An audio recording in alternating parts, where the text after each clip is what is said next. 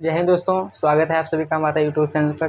तो दोस्तों, जैसे कि इसके पहले वाले वीडियो हमने 2D पढ़ा था, स्क्वायर एंड रेक्टेंगल। आज इस वाले वीडियो में हम 3D का एक पार्ट लेंगे जो है क्यूब। 2D और 3D में डिफरेंट यह है कि 2D में केवल क्षेत्रफल निकलता है और 3D में हमारा क्षेत्रफल और आयतन दोनों निकलता है। जैसे हमारा शंकु, बेलन और घन और घनाभीय 3D हैं, और आयत, स्क्वायर, वृत्त ये सभी 2D में आते हैं। तो आज हम पढ़ेंगे 3D का एक पार्ट जो है घन, या तो इसको अंग्रेजी में कहते हैं क्यूब। तो आइए देखते हैं घन। तो दोस्तों, पहले आपको हम बताते हैं घन क्या होता है। घन एक 3D आकृति होती है जिसमें लंबाई, चौड़ाई, ऊंचाई तीनों की लंबाइयाँ बराबर होती हैं। तो आइए देखते हैं हमारा घन। घन में क्या है? पहला यह एक त्रिआयामी आकृति जिसको अंग्रेजी में कहते हैं 3D। यह एक 3D आकृति होती है।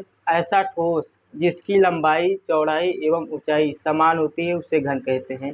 जैसे कि हमने भी आपको बताया कि घन में इसकी जो ये लंबाई है, ये चौड़ाई है और ये मोटाई तीनों बराबर होते हैं। जैसे मान लीजिए ये 6 सेंटीमीटर है तो ये भी 6 सेंटीमीटर होगा, ये भी 6 सेंटीमीटर होगा। और हमारे अगली पर ऐसा ठोस जिसका प्रत्येक पृष्ठ वर्गाकार एवं प्रत्येक भुजा समान हो उसे घन कहते हैं। इसमें 6 पृष्ठ होते हैं, तो छेवों की लंबाई चौड़ाई अगर बराबर है, जैसे हमने स्क्वायर में बताया कि वह आकृति जिसमें लंबाई और चौड़ाई बराबर होती है, तो इसमें भी जो इसके फलक होते हैं इसकी लंबाई और चौड़ाई बराबर होती है, इसलिए इसे वर्गाकार ठोस भी कहा जाता है, क्योंकि इसका जो फलक होता है एक वर्गाकार में होता है, वर्ग होता है। तो आइए घन से संबंधित कुछ महत्वपूर्ण बातों को देखते हैं। घन के 6 फलक होते हैं। जैसे मान लीजिए घन लूडो का एक पासा होता है, उसमें 6 फलक होते हैं। आप देखते होंगे, एक ऊपर, एक नीचे, एक दाएं बाएं और लेफ्ट राइट। जैसे आपका एक मकान है, वो भी एक घन होता है। उसमें 4 दीवारें होती हैं, एक छत होती है, एक ज़मीन। ये हमारा घन है। अगर इनकी लंबाइयाँ आपस में बराबर हैं तो ये घन होगा।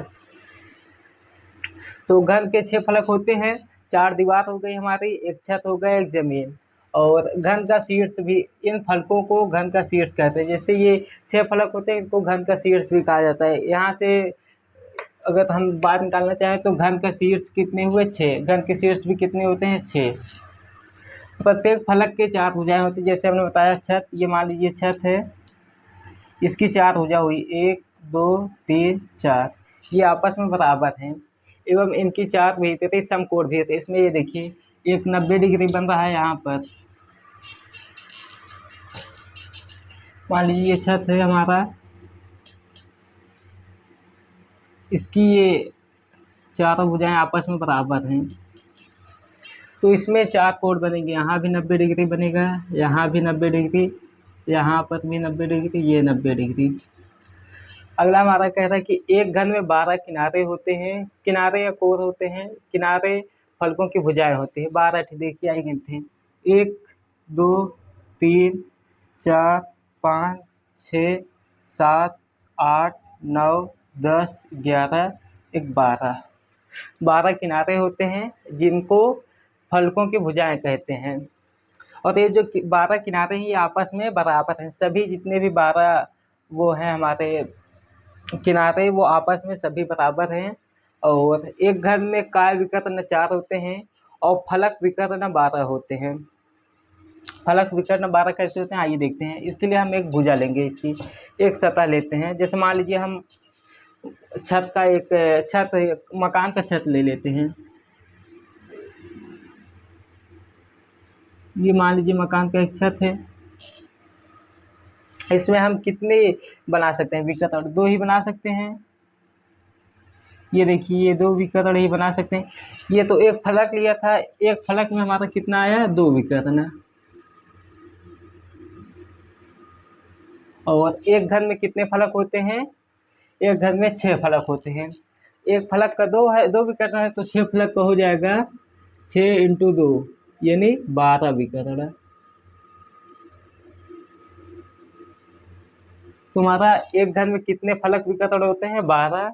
और किनारे या कोण जैसे कि हमने बताया 12 होते हैं, और कोण 8 होती है। यहाँ पर देखिए, समझने वाली बात है, किनारे और कोण 12 होते हैं और कोण हमारा 8 ही होता है। जैसे मान लीजिए आप किसी कमरे में है, कल्पना कीजिए, एक यहाँ की कोण, एक यहाँ 2, एक यहाँ 3 4 5 6 7 8, ये हमारा कोण हो गया। तो आइए घन से संबंधित कुछ सूत्रों को देखते हैं।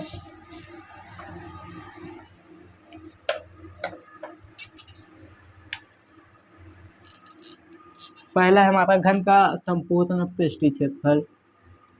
घन का संपूर्ण पृष्ठीय क्षेत्रफल।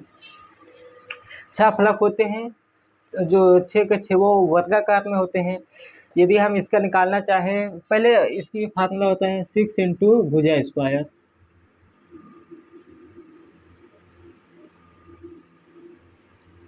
आइए अब हम बताते हैं याद कैसे करना है। इसके 6 फलक होते हैं जैसे हमने बताया, और प्रत्येक फलक एक वर्गाकार होता है। वर्ग का क्षेत्रफल क्या होता है? भुजा स्क्वायर मान लेते हैं, भुजा ए है तो इसका हो एक फलक हो जाएगा ए स्क्वायर, और कितने फलक होते हैं? 6।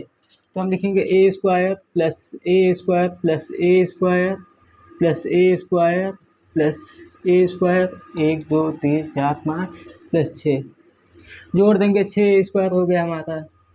यही तो है संपूर्ण पृष्ठीय क्षेत्रफल, 6 इंटू ए स्क्वायर यानी भुजा का स्क्वायर। तो यदि हम फलक, एक फलक का हमारा क्षेत्रफल होता है ए भुजा स्क्वायर, तो हमारे 6 फलक होते हैं तो 6 का हम गुणा कर देंगे, 6 इंटू भुजा स्क्वायर। ये हो गया हमारा घन का पृष्ठीय क्षेत्रफल। आइए देखते हैं घन का वक्र पृष्ठीय क्षेत्रफल। घन का वक्र पृष्ठीय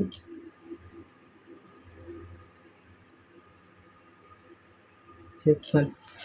वक्र पृष्ठीय क्षेत्रफल, जैसे मान लीजिए आपको किसी घर मकान का निकालना हो क्षेत्रफल, तो वक्र में जो हमारी छत और जमीन हट जाती है, मतलब 2 भुजाएं, 2 फलक हट जाएंगे। जैसे हम मान लेते हैं एक मकान का निकालना है हमें, उसका छत और जमीन का निकलना है, तो यहाँ पर 2 फलक निकल गए और तो यहाँ पर 4 फलक बचे हैं, तो 4 इंटू भुजा स्क्वायर हो जाएगा। 4 इंटू भुजा स्क्वायर, 2 का हम निकाल देंगे, 4 बचेगा तो 4 इंटू भुजा स्क्वायर हो जाएगा। आइए अब घन का आयतन देखते हैं। घन का आयतन,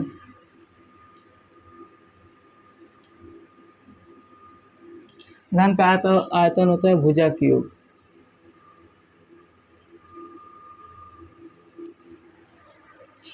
चूंकि घन में सभी भुजाएं आपस में बराबर होते हैं, तो किसी भी का आयतन होता है लंबाई इंटू चौड़ाई इंटू ऊंचाई। यदि हम घन का लंबाई लें तो हमारा ए ही है, और हमारी चौड़ाई भी ए है और ऊंचाई भी ए है, तो हो जाएगा ए क्यूब, या तो हम बोलें भुजा क्यूब। तो घन का आयतन होता है भुजा क्यूब।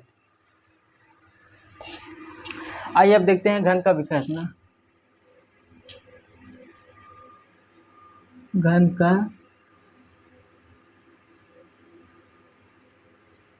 का विकर्ण होता है स्क्वायर रूट 3 इंटू भुजा।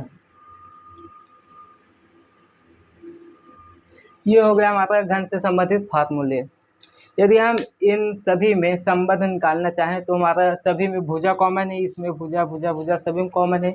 यदि हम मान लेते हैं घन का संपूर्ण पृष्ठीय क्षेत्रफल ए है, और हमारा घन का वक्र पृष्ठीय क्षेत्रफल ए डैश है, और घन का आयतन भी मान लेते हैं, और घन का विकर्ण हम डी से प्रदर्शित करेंगे। तो यहाँ पर देखिए, अगर मान लीजिए किसी सवाल में हमारा संपूर्ण पृष्ठीय क्षेत्रफल ज्ञात करने को बोलेगा तो भुजा से हम ज्ञात कर लेंगे। यदि मान लीजिए किसी सवाल में ये क्षेत्रफल दिया हो और भुजा पूछ रहा है तो कैसे करेंगे? मान लेते हैं भुजा ए है, तो आइए देखते हैं यहाँ पर इन सभी में संबंध क्या है।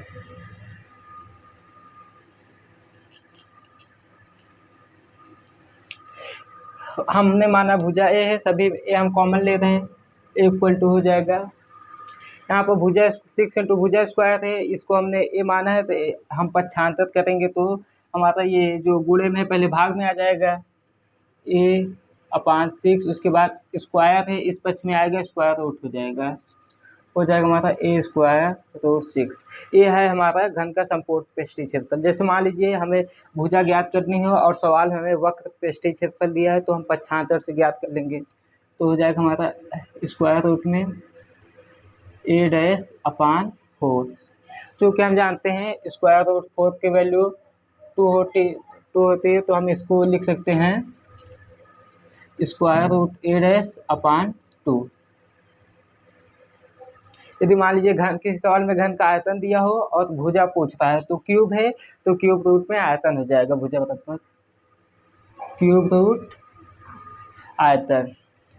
अगर मान लीजिए किसी सवाल में घन का विकर्ण दिया हो और भुजा पूछ रहा है, तो हम पक्षांतर से ज्ञात कर लेंगे।